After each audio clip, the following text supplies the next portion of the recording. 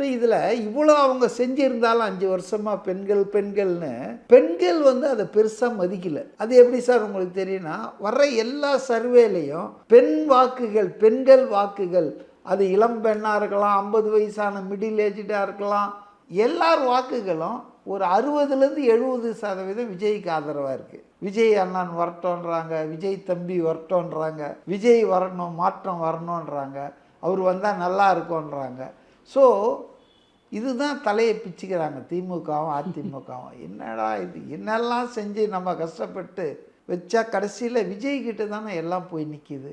அப்போது பெண் வாக்காளர்களிடையே பெண்களிடையே தமிழகத்தில் விஜய்க்கு வந்து ஒரு அபரிமிதமான ஆதரவும் நல்லெண்ணமும் அபிப்பிராயமும் பாசிட்டிவ் ஒப்பீனியன் இருக்குது. இப்போ அதை காலி பண்ணால் இந்த மந்திரவாதி கடையில் சொல்லுவாங்கள்ல, இந்த மந்திரவாதி உயிர் எங்கே இருக்குன்னா 7 மலையை தாண்டி கடல் தாண்டி மலை மேலே மலை உச்சியில் ஒரு மரம், அந்த பொந்தில் ஒரு கிளி இருக்கும், அந்த கிளியின் கழுத்தத்தில் தான் இந்த மந்திரவாதி சாவான்னுவாங்க.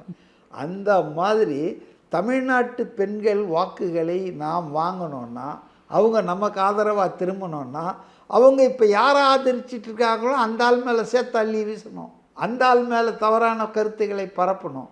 அப்போ தான் அவங்க வந்து அவரை வெறுப்பாங்க, நம்மக்கிட்ட வருவாங்க. இதெல்லாம் பழைய சினிமா டைலாகு, சினிமா இது கதை வசனம். ஆக இன்றைக்கி இன்றைக்கி திமுக இன்றைக்கி அன்ஃபார்ச்சுனேட்லி அதுக்கு வந்து அவருடைய மனைவியையே கருவியாக பயன்படுத்துகிற அளவுக்கு இவங்க தயாராகிட்டாங்க திமுகன்றது